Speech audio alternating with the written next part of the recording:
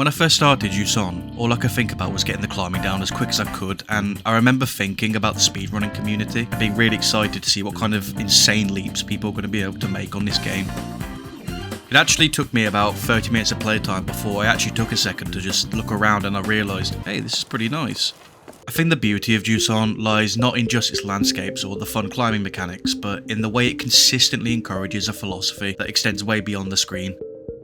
Now, on the surface, this is obviously just a climbing game. Think of I Am Bread, but instead of bread, you are a climber man, so the game is actually I Am Climber Man. You are constantly trying to just ascend and reach the top of this tower, but as you move upward, you can find these small mementos indicating the grand scale of life that used to live here. There's letters between inhabitants, forgotten trinkets, tribal art, stories are imprinted on the rock, and if you race to the top, you climb as fast as you can, then you're just going to miss all of those discoveries and the message that I ended up getting from this game, and that is that good things are often found when you take your time. The audio in Juson really helps make up a large part of that message. I find that in a lot of games, the soundtrack is supposed to work as an emotional guide for the player, but a lot of the time it actually dictates instead, heavy-handedly pushing the player into feeling a certain way, and with Juson having no voice acting, it would have been really easy to have a soundtrack with that same commanding overtone, but it doesn't. It trusts you to find the emotion in the moment and to feel the impact of your own pace.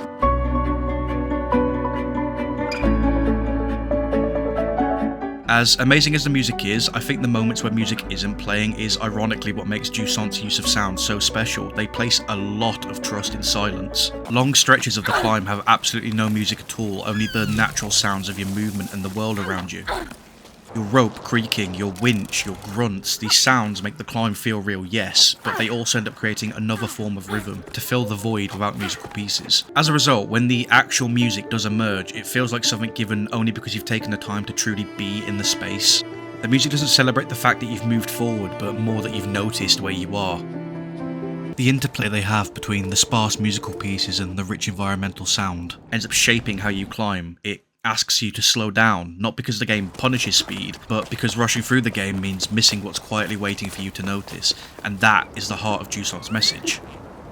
I can imagine that a few of you watching might be wondering why I've titled this video the way that I have, and the main reason is because, as I said earlier, the message this game gives is very easy to bring through the screen and actually apply to the real world. Much like the game, the pressure to constantly move up in real life, I feel can blind us to the positives of the climb itself. Most people rush through school, get qualifications to land a job, and then they end up getting a job, burning through the weekdays just to get to the weekend, and you end up fast forwarding to the milestones that seem to define success in someone's life. Efficiency has become a goal in itself, and being slow can sometimes make you feel like a failure. Juson pushes back against that mentality whenever it can, hammering home the message that moving too quickly risks bypassing the quiet, beautiful moments that are tucked into the cracks of life. Those little stories that only emerge when you stop and actually look.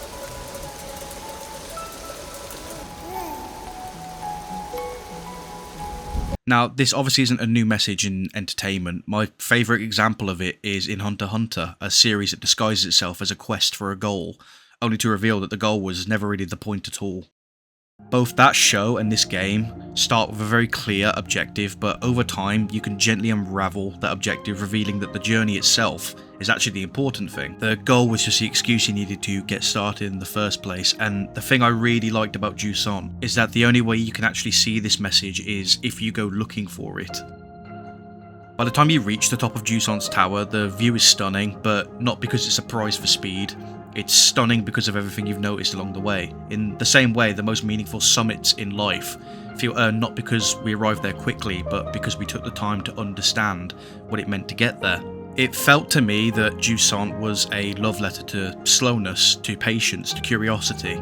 It's a game that trusts players to find their own way up and to chart their own moments of beauty, to decide for themselves what's worth stopping for. And I feel like that's an incredibly important message. I think it's one that people need to hear now way more than ever, that sometimes the best way to move forward is to move slowly, and to remember that life, just like a good old-fashioned climb, is always richer when you take your time.